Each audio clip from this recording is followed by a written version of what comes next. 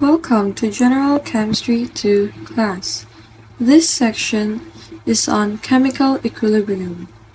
This lesson is all about Le Chatelier principle. Let's begin.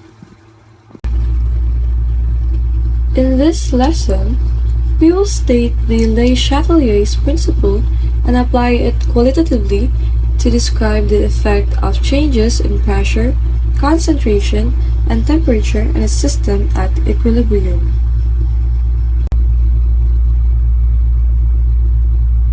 Henri-Louis Le Chatelier, a French chemist, introduced a principle on chemical equilibrium, which states that when an external stress is applied on a system at equilibrium, the system proceeds in a direction that counteracts the stress.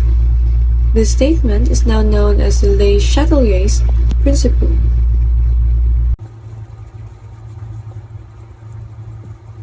The Le Chatelier's principle helps us predict the direction to which equilibrium position shifts when the equilibrium is disturbed by varying factors or applied stress, such as the reactant or product concentration, pressure, volume, and temperature. It is wrong to say that the shift of equilibrium position in the presence of an applied stress is because of this principle.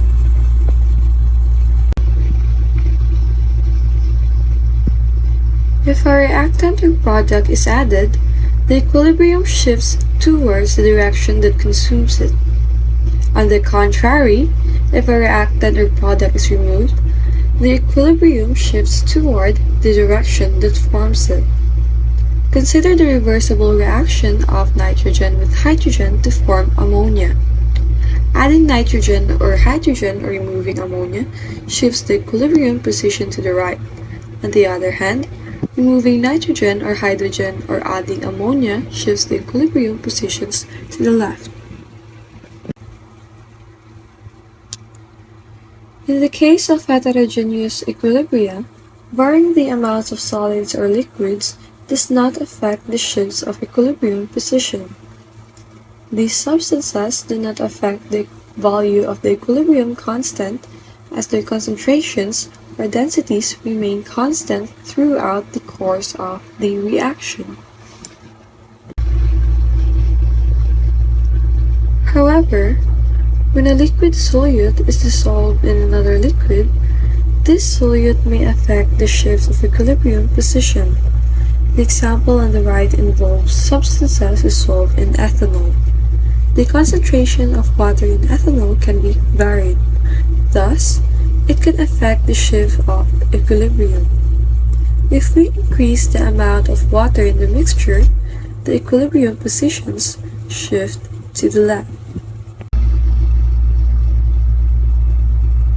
Example number 1.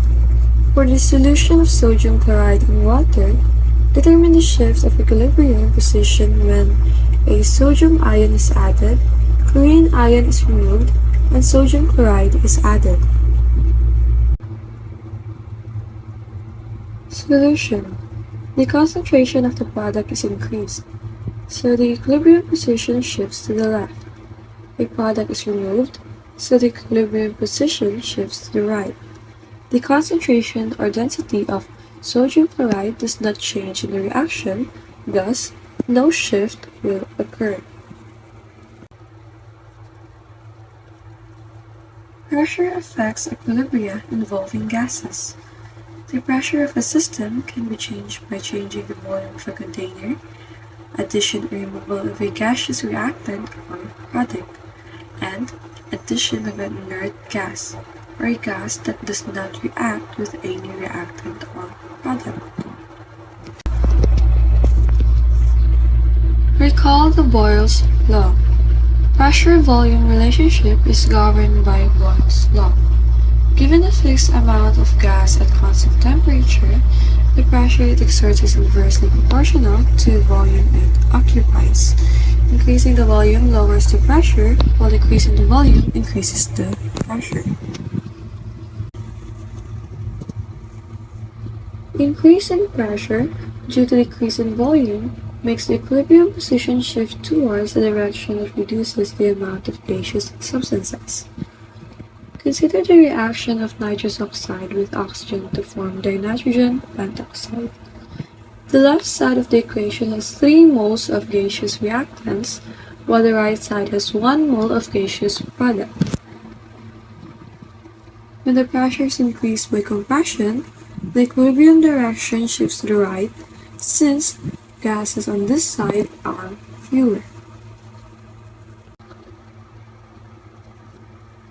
Decrease in pressure due to increase in volume makes the equilibrium position to shift towards the direction that increases the amount of gaseous substances. Consider the reaction of nitrous oxide with oxygen to form dinitrogen pentoxide. When pressure is decreased by expansion, the equilibrium direction shifts to the left, which consists of more gaseous molecules. When pressure is changed by varying the amount of gaseous reactant or product, the shift in equilibrium position is just the same as the observed when reactant or product concentration is varied. Increase in pressure by increasing the amount of gaseous reactant or product shifts the equilibrium position towards the direction it consumes the added gaseous reactant or product. Decrease in pressure by decreasing the amount of gaseous reactant or product shifts the equilibrium positions towards the direction that forms the removed gases, reactant, or product.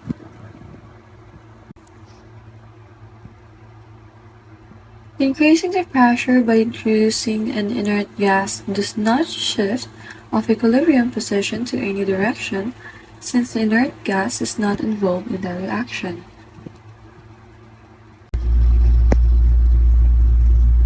For the reaction of hydrogen with bromine to produce hydrogen bromide, determine the shift of the equilibrium position when pressure is increased by compression, xenon, an inert gas, is added, and the partial pressure of hydrogen bromide is increased.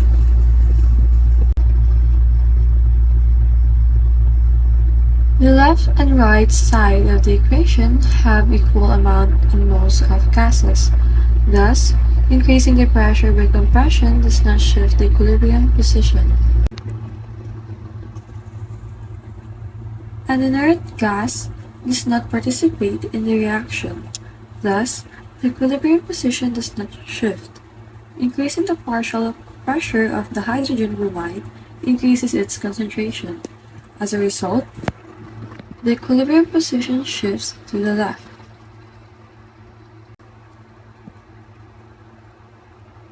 In predicting the effect of varying temperature on the shift of equilibrium position, take the accompanying heat of reaction as a reactant or product. Increase the temperature shifts the equilibrium position towards the direction that consumes the heat. Decrease in temperature shifts the equilibrium position towards the direction that gives off heat.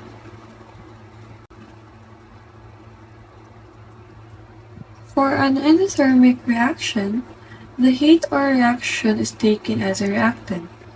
An example is the decomposition of nitrogen dioxide to produce nitric oxide and oxygen, which has a heat of reaction of 116.2 kilojoules per mole. Increasing the temperature shifts the equilibrium position to the right, while decreasing the temperature shifts the equilibrium position to the left.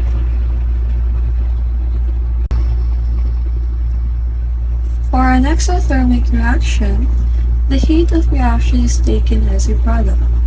An example is the formation of dinitrogen tetroxide from nitrogen dioxide, which has a heat of reaction of negative 2.8 kilojoules per mole. Increasing the temperature shifts the equilibrium positions to the left, while decreasing the temperature shifts the equilibrium position to the right. Example number 3. Determine the shift of equilibrium when temperature is increased in the following reactions.